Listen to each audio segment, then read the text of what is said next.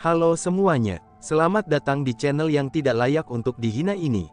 Sebelum kita mulai, atur posisi santainya, seruput kopinya, dan mari kita berkhayal.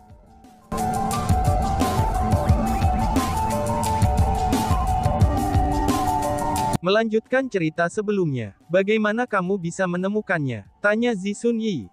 Aku tidak tahu senior Ying Mingchao sebelum aku bertemu dengannya, tapi aku tidak sengaja bertemu dengannya setelah memasuki pegunungan curam Calamity Mountain. Jika kamu berencana untuk menyelamatkannya, kamu harus membawaku bersamamu. Karena hanya aku yang tahu bagaimana mencapainya, kata Chu Feng. Ayo pergi, ucap Zisun Yi. Saat Zisun Yi berbicara, dia melambaikan lengan bajunya, dan lapisan kekuatan spiritual yang luar biasa dipancarkan dari tubuhnya. Kekuatan spiritualnya langsung menelan Chu Feng dan Li Yue'er. Kekuatan spiritual ini, pikir Chu Feng. Pada saat itu, ekspresi Chu Feng berubah. Pada saat itu, dia menyadari siapa yang telah berhasil menembus formasi penyembunyian yang menghindari abadi milik Li Yue'er. Itu pasti Zisun Yi. Alasan untuk itu adalah, karena Zisun Yi adalah spiritualis dunia jubah abadi tanda ular. Selain itu, Chu Feng bisa merasakan bahwa meskipun mereka semua adalah spiritualis dunia jubah abadi tanda ular, tapi kekuatan spiritual Zisun Yi jauh lebih kuat daripada mereka. Kemungkinan besarnya Zisun Yi ini tidak jauh lagi untuk menjadi spiritualis dunia jubah abadi tanda naga. Kekuatan spiritualnya sudah mencapai tingkat yang sangat kuat. Zisun Yi mengangkat Chu Feng dan Li Yue'er dengan kekuatan spiritualnya, dan sepertinya dia melindungi Chu Feng dan Li Yue'er. Dia berencana untuk membawa Chu Feng dan Li Yue'er dari sana. Dan, boom! Tepat pada saat itu, kepala klan Monstrous Bloodskale melambaikan lengan bajunya. Segera, kekuatan bela diri yang luar biasa tersebar di segala arah seperti sinar matahari yang menyinari segalanya. Segera, kekuatan bela dirinya benar-benar menutup wilayah itu. Apakah kamu ingin melakukan seperti yang Tuan lakukan, dan menjebakku di sini sampai aku mati? Tanya Zisun Yi sambil mengalihkan pandangan dinginnya, itu ke arah kepala klan Bloodskale Monstrous Clan. Aku tidak berencana menjebakmu di sini. Jika kamu ingin pergi, aku akan memungkinkan kamu untuk pergi. Hanya Sya, kata-kata bocah itu tidak punya bukti sama sekali. Mengapa kamu mempercayainya? Bagaimana jika ini jebakan? Lebih jauh lagi, bahkan jika apa yang dikatakan bocah itu benar, dan Ying Mingchao masih hidup, apakah kamu benar-benar berencana untuk menyelamatkannya? Tanya kepala klan. Aku harus pergi menyelamatkannya, kata Zisun Yi. Apakah dia tidak cukup menyakitimu? Mengapa kamu harus bertindak seperti ini? Tanya kepala klan Bloodskale Monstrous. Dia tidak pernah menyakitiku, justru akulah orang yang berutang padanya, kata Zisun Yi.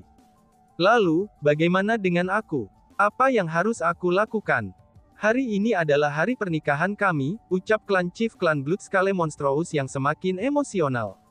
Pada saat itu, anggota klan monster mengerikan Bloodskale lainnya juga tambah emosional. Mereka akhirnya tahu siapa Ying Mingchao itu. Hanya saja, keberadaan individu itu membuat mereka merasa sangat tidak senang. Zhenping, kamu memperlakukanku dengan sangat baik. Hanya saja, aku minta maaf, aku benar-benar tidak mencintaimu, ucap Zisun Yi. Setelah Zisun Yi mengatakan kata-kata itu, dia membawa Chu Feng dan Li Yue'er dan menyerbu ke arah kekuatan militer yang menyegel wilayah itu. Mengaum. Namun saat berikutnya, raungan aneh terdengar dari kekuatan bela diri yang menyegel daerah tersebut. Pada saat yang sama, kekuatan bela diri keemasan dan menyilaukan itu mulai berubah.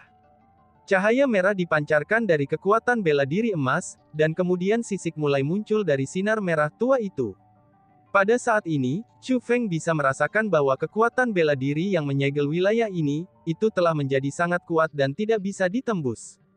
Dan yang paling penting adalah, itu adalah formasi kekuatan bela diri, dan bukan formasi spiritual. Dengan demikian, ketika menghadapi sesuatu seperti itu, bahkan teknik formasi akan sia-sia. Satu-satunya cara untuk menembusnya adalah, itu dengan menggunakan kekuatan bela diri seseorang.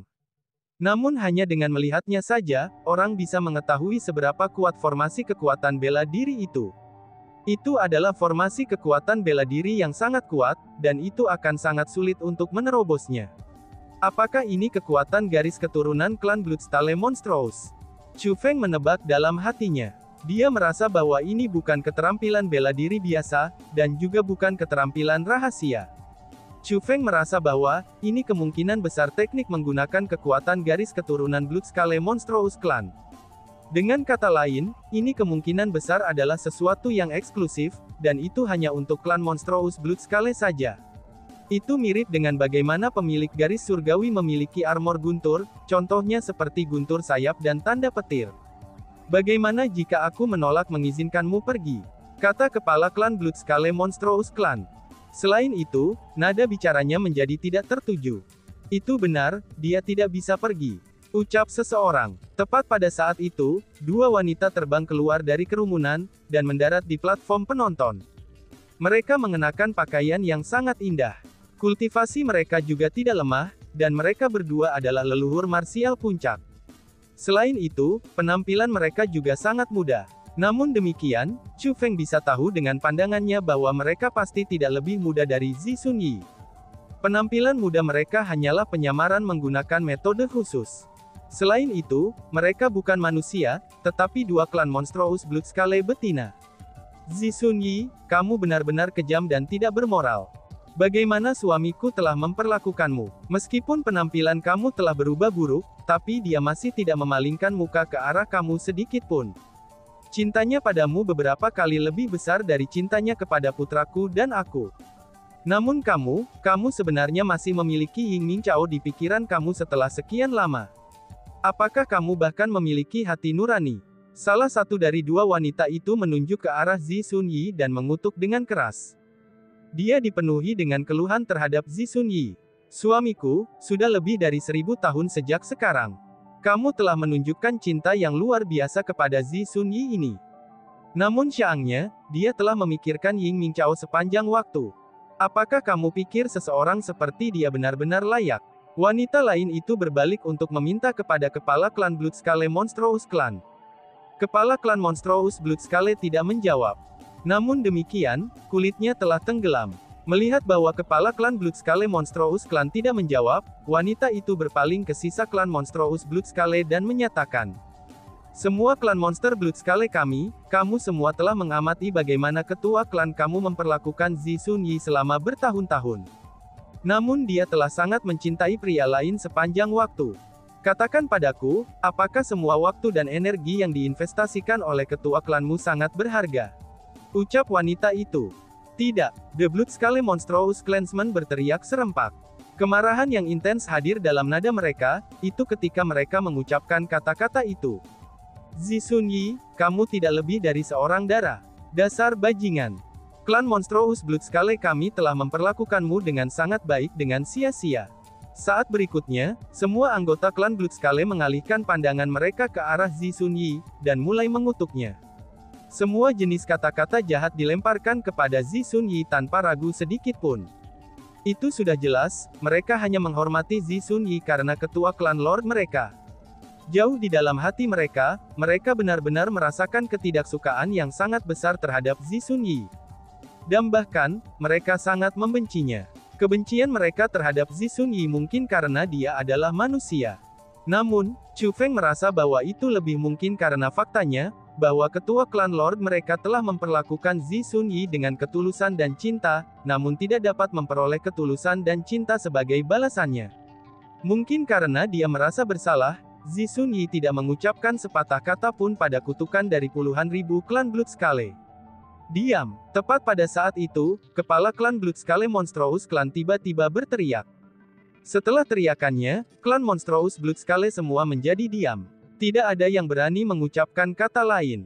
Plaza yang dipenuhi dengan kutukan itu benar-benar dibuat sunyi. Sun Yi, bahkan jika kamu tidak mencintaiku, itu baik-baik saja. Cukup aku saja yang mencintaimu. Hari ini adalah hari pernikahan kami. Apakah mungkin bagi kamu untuk tidak pergi? Kata kepala klan. Ketua klan Blood-Scale Monstrous Clan dengan paksa menahan kemarahan di hatinya, dan berbicara kepada Zixun Yi dengan nada lembut.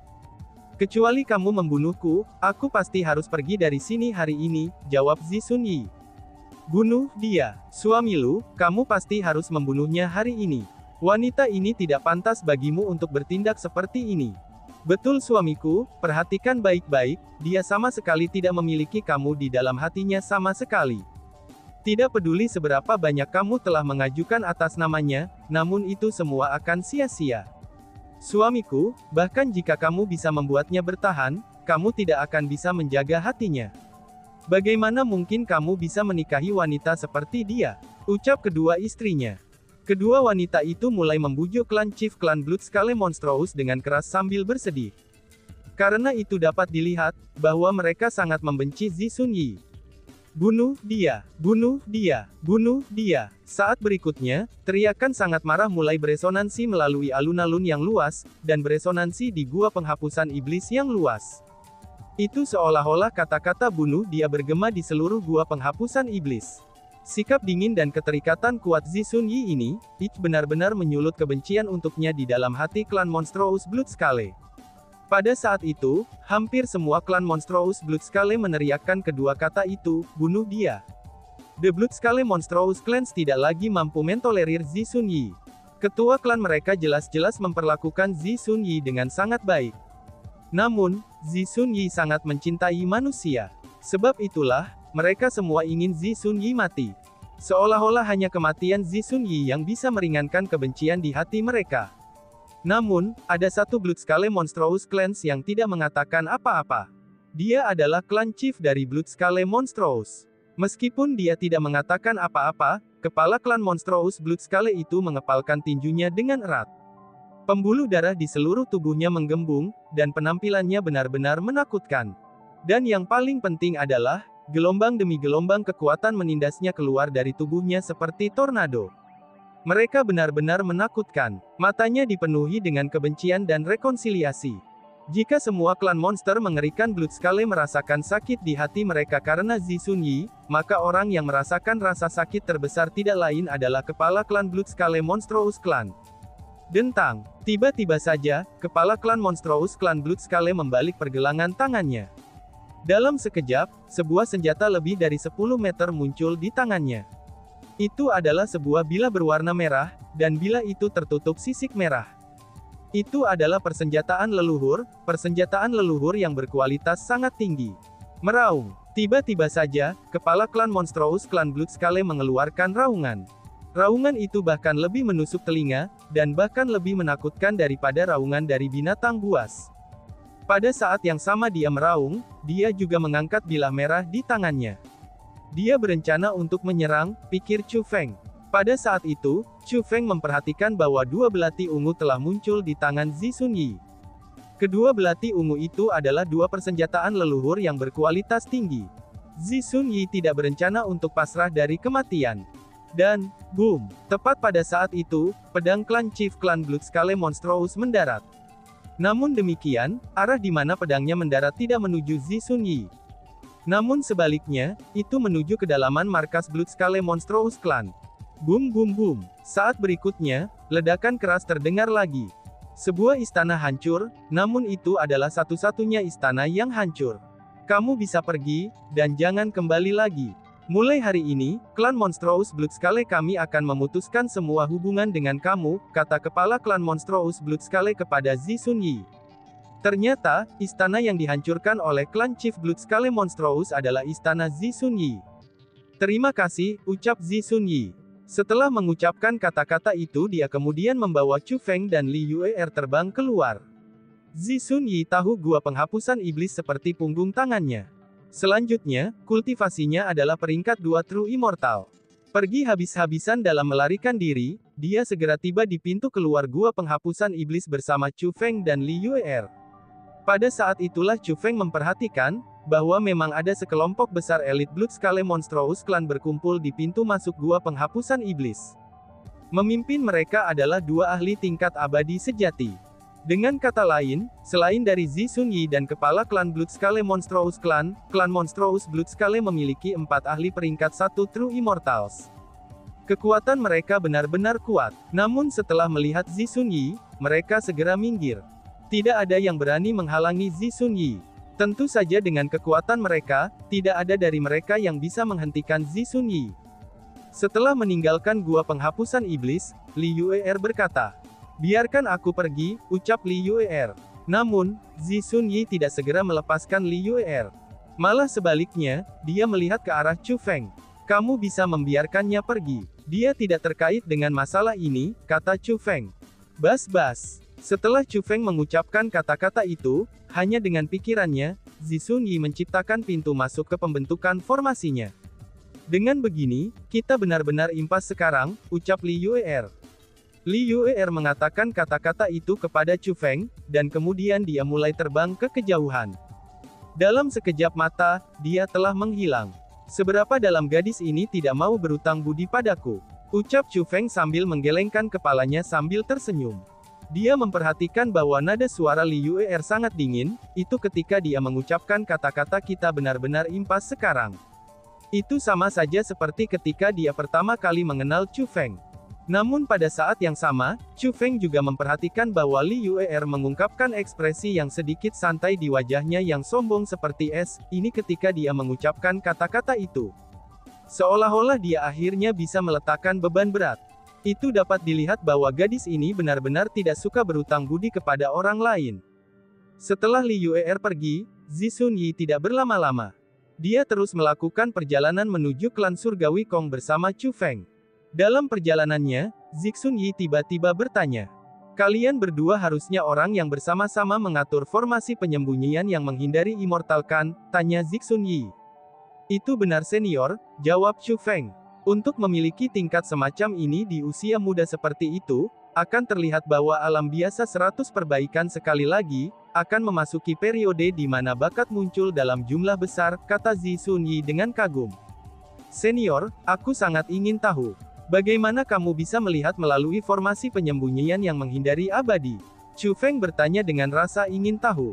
Meskipun Zisun Yi adalah spiritualis dunia jubah abadi tanda ular yang sangat kuat, namun tetap saja sangat sulit bagi seseorang untuk melihat melalui formasi penyembunyian yang menghindari immortal.